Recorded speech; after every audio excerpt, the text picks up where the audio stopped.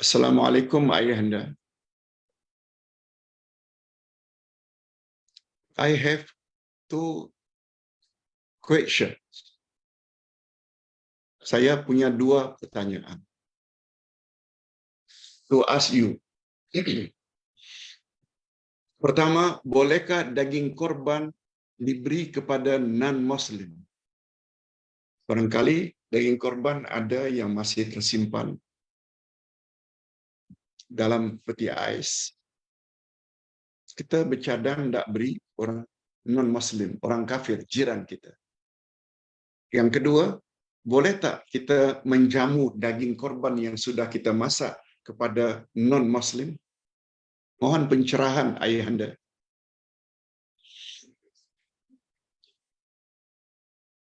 Khasnya untuk anak anda yang berada di Johor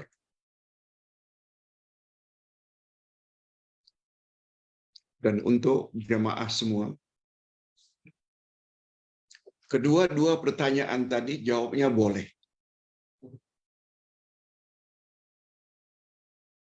Kalau ditanya mengapa boleh, Pak Ustaz? Karena tidak terdapat larangan dari Nabi sallallahu alaihi wasallam memberi daging korban kepada orang kafir. Tidak ada larangan. Malah untuk jawaban lebih detail lagi kata Nabi, sebaiknya daging korban itu dibagi 3. Sepertiga untukmu boleh. Sepertiga lagi untuk dihadiahkan. Boleh. Sepertiga lagi untuk disedekahkan. Uraian para ulama fiqh. Jadi sebenarnya daging korban itu bukan untuk dibagi-bagi semua. Pengkorban ada hak untuk ambil dirinya dan keluarganya sepertiga. Kalau 30 kilogram, umpamanya seekor kambing, atau satu bahagian 30 gram. 10 kilogram itu ada hak kalau mau. Sepertiganya untuk kamu hadiahkan. Sepertiga lagi untuk kamu sedekahkan. Okey. Apa bezanya hadiah dengan sedekah? Hadiah untuk orang-orang yang ekonominya setaraf dengan kita. Malah dia lebih kaya dari kita. Itu namanya hadiah. Atau sama-sama tarafnya dengan kita. Hadiah. Bezanya hadiah dengan sedekah, sedekah untuk orang yang taraf ekonominya lebih rendah. Dia fakir miskin. Dia orang yang tidak berada. Itu namanya sedekah. Tanpa menyebut agama mereka. Muslim ke? Non-Muslim ke? Tak ada. Itu memberi isyarat, kata ulama fiqh. Memberi daging mentah ke, memberi daging yang sudah dimasakkan kepada orang kafir, non-Muslim, hukumnya boleh. Okey, itu satu. Pertanyaan yang kedua. Pak Ustaz, sekarang viral ikhtiar pagar rumah daripada sihir dengan tanam sekeliling rumah dengan pokok durian Belanda. Pokok limau purut. Pokok limau nipis. Pokok bidara. Isunya ada yang mendakwa ianya bukan ibadat tetapi hanya muamalat, oleh sebab itu dibolehkan.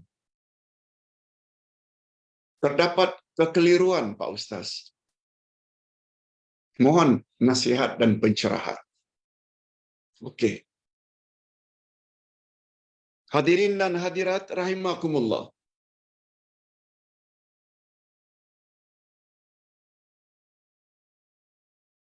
Ingat bahwa Islam ini bukan hanya ibadat.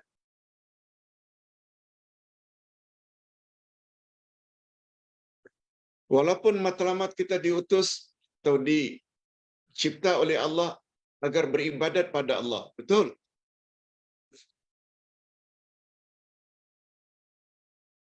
Tapi Islam bukan hanya ibadat. Dia juga termasuk muamalah. Semuanya Islam dah atur. Sampai-sampai Islam atur bagaimana cara minum.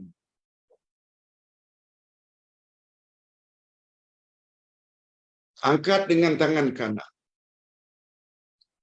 Baca bismillah. Bismillah.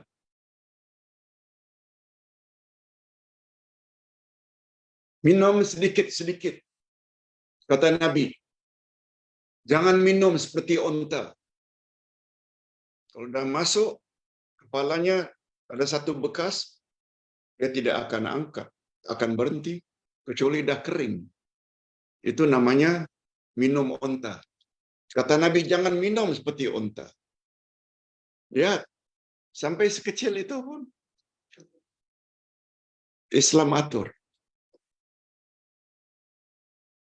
Itu sebabnya ayat 218.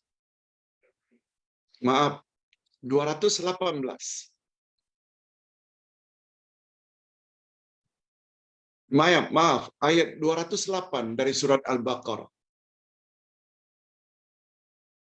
Allah berfirman, Ya ayyuhalladzina amanu udkhulu fi silmi kafa wa la tattabi'u khutuwati syaitan innahu lakum aduwwum mubin. Orang-orang yang beriman, masuklah kamu ke dalam Islam secara menyeluruh, syumul, komprehensif. Jangan ikut langkah-langkah syaitan. Karena syaitan itu bagimu musuh yang sangat nyata.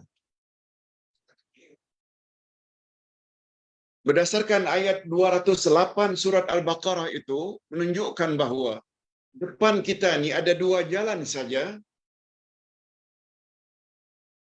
Islamik dan non-Islamik. Ikut cara Islam dan ikut bukan cara Islam. Kalau ikut bukan cara Islam itu maknanya ikut syaitan.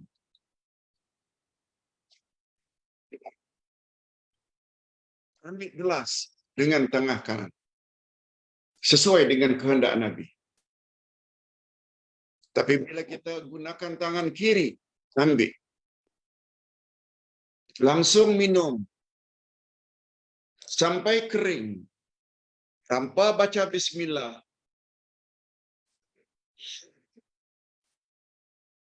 Itu bermakna kita telah ikut cara syaitan.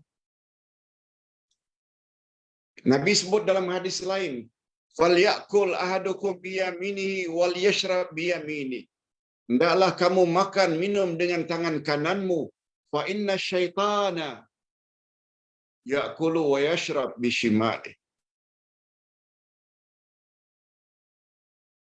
Hendaklah kamu makan dan minum dengan tangan kananmu, sebab sesungguhnya syaitan makan dan minum dengan tangan kirimu.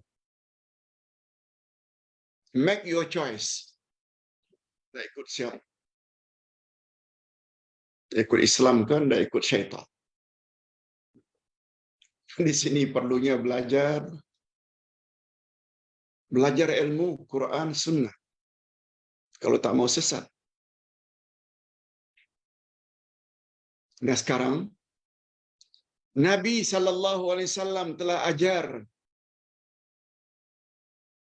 paling kurang 15 cara untuk mendinding rumah dari gangguan syaitan. Sila baca Ustaz. Sila baca buku yang Ustaz tulis. Pendinding rumah, pengantin dan baby dari gangguan syaitan.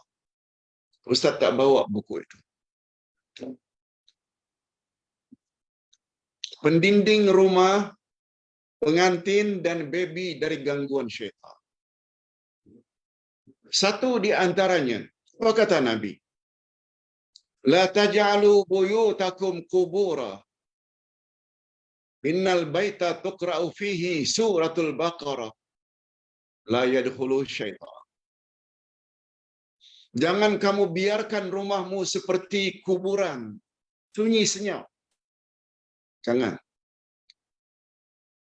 Rumah yang dibacakan surat Al-Baqarah, syaitan tak boleh masuk. Bukankah itu bermakna pendinding rumah yang paling tepat menurut Nabi adalah baca Al-Quran dalam rumah, khasnya ayatul kursi,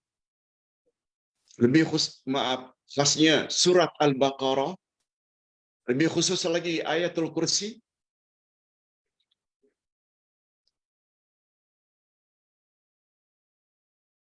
Semua kita tahu. Itu satu. Cara kedua, supaya syaitan tak boleh masuk. Masuk rumah, beri salam. Kalau rumah kosong, assalamu alayna wa ala ibadillahi salihin. Kalau ada orang rumah, assalamualaikum warahmatullah, walaupun hanya isteri dan anak-anak. Sebab kata Nabi, bila masuk rumah, beri salam, syaitan tak dapat masuk. Baca bismillah ketika akan makan, syaitan tak boleh makan bersama. Tapi kata Nabi, apabila masuk rumah tak beri salam, makan tak baca bismillah, syaitan akan berkata, wahai kawan-kawanku sekalian, hari ini kita bukan hanya dapat makanan, tapi hari ini kita juga dapat hotel untuk kita menginap. Lihat tuh betapa pentingnya kita banyak dengar ayat Quran, hadis Nabi. Yes, Nurul Aini. Ustaz ada jual buku itu. Sila lihat dalam Shopee. Nama kitab itu Pendinding.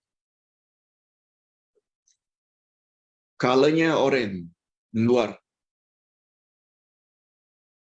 InsyaAllah esok Ustaz balik KL, Shopee akan dibuka balik. Silakan. Okey. Jadi pendinding rumah dengan tanam paku, tanam ini itu di bucu-bucu rumah. Tanam pokok ini, pokok itu, kononnya itu berperanan untuk mendinding rumah dari gangguan syaitan. Minta maaf kalau Ustaz tidak begitu setuju. Dari agama lengkap semuanya. Nah, yang terakhir, Pak Ustaz,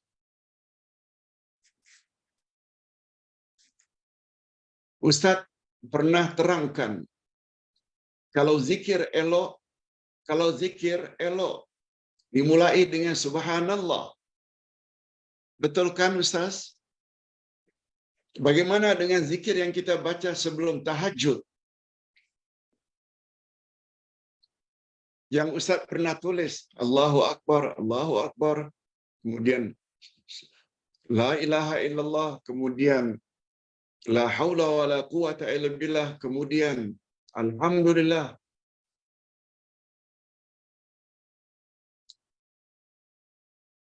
Bagaimana dengan zikir yang kita baca sebelum tahajud?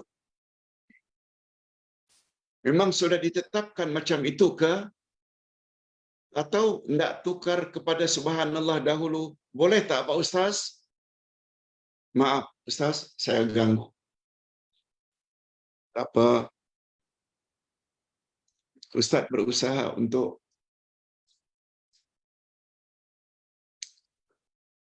memahami makna al-muqit.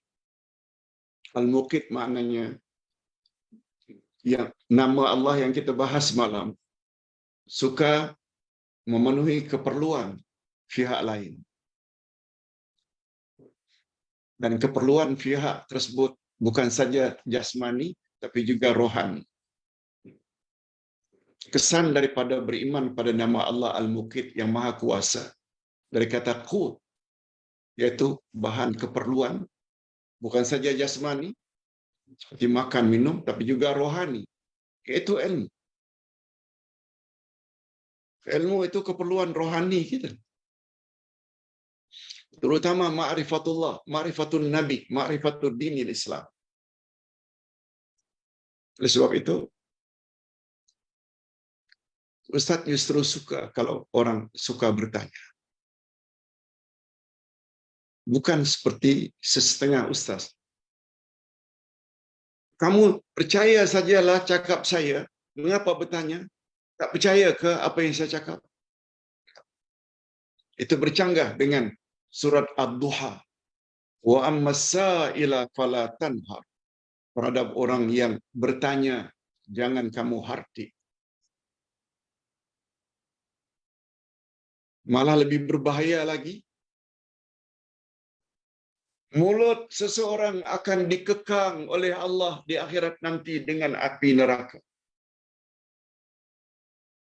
Sebab dia punya ilmu, tetapi bila ditanya, dia tidak mau jawab. Dia sembunyikan kebenaran yang dia tahu, tak mau disampaikan kepada orang lain. Akibatnya, orang tersebut, ustaz tersebut, di akhirat nanti akan dikekang dengan api neraka. Akan dikekang dengan api neraka. Bukan sapu tangan, api neraka. Mulutnya. Mulut yang lokek dan bakhil dengan ilmu. Kita tak mau itu terjadi.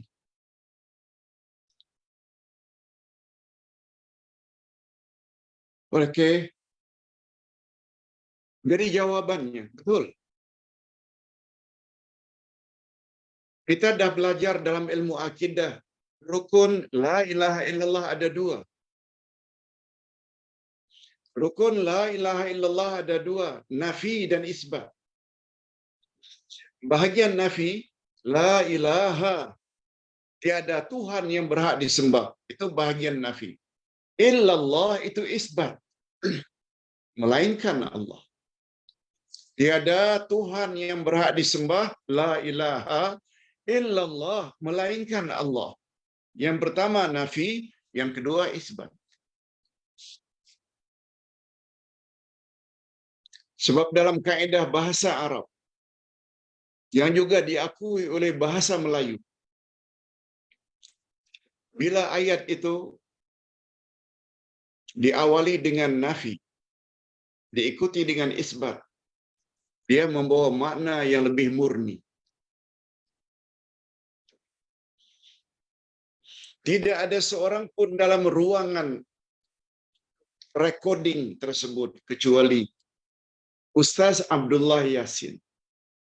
Tidak ada seorang pun yang berada di dalam ruangan recording itu kecuali Ustaz Abdullah Yasin. Ayat itu adalah gabungan nafi dan isbat. Nafi, tidak ada seorang pun yang berada dalam ruangan recording. Itu nafi. Kecuali Abdullah Yasin. Kan maknanya murni, tak ada orang lain. Kalau ada istri pun, istri di luar sana. Tolong pantau sampai di mana suara dan kelancaran recording. Di situ faedahnya mengapa kalimat tauhid diawali dengan la ilaha baru illallah. Tiada Tuhan yang berhak disembah melainkan Allah. Maknanya yang kita sembah Allah sahaja. Tidak ada yang lain.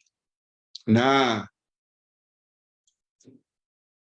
mana yang kita patut dahulukan dalam berzikir, Pak Ustaz? Alhamdulillah dahulu ke atau subhanallah? Jawabnya subhanallah. Sebab subhanallah itu mengandung makna penafian. Penafian. Sebab makna subhanallah, maha suci Allah. Maksudnya, Maha suci Allah dari segala kekurangan, keaiban, kecacatan. Itu nafi. Baru alhamdulillah, segala puji milik Allah. Itu isbat. Sama dengan kedudukan illallah. Oleh sebab itu,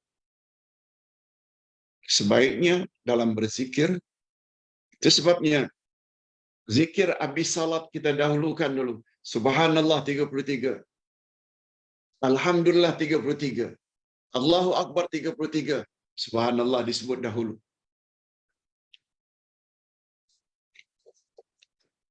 Zikir yang diajar oleh Allah, oleh Rasulullah kepada zikir yang diajar oleh Rasulullah kepada Ummu Hani, makciknya. Bacalah makcik zikir ini. Zikir yang paling baik.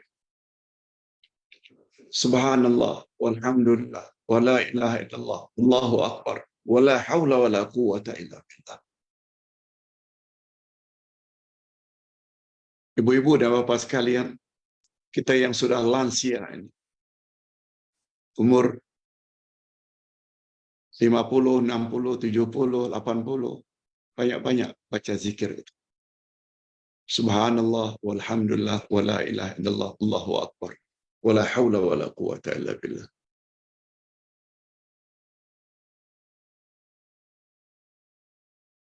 Jadi setelah kita memahami falsafah itu, prinsip itu, nafi dulu baru isbat.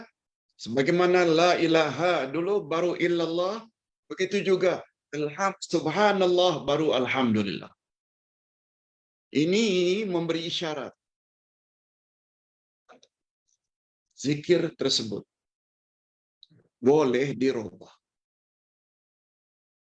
Boleh dirubah mana yang kita patut dahulukan. Yang paling baik, sebagaimana Ustaz juga amalkan dalam waktu malam sebelum tahajud, subhanallah, subhanallah, subhanallah, subhanallah 10 kali, baru alhamdulillah, alhamdulillah, alhamdulillah 10 kali, Allahu akbar, Allahu akbar, Allahu akbar 10 kali, baru la ilaha illallah, la ilaha illallah, la ilallah 10 kali. Baru astagfirullah, astagfirullah, astagfirullah atau la haula wala quwwata illa billah 10 kali. Boleh, tak ada salahnya. Apalagi bila kita dah faham prinsip tadi. Kalimat tauhid. Mengapa diawali dengan nafi baru isbat? Okey.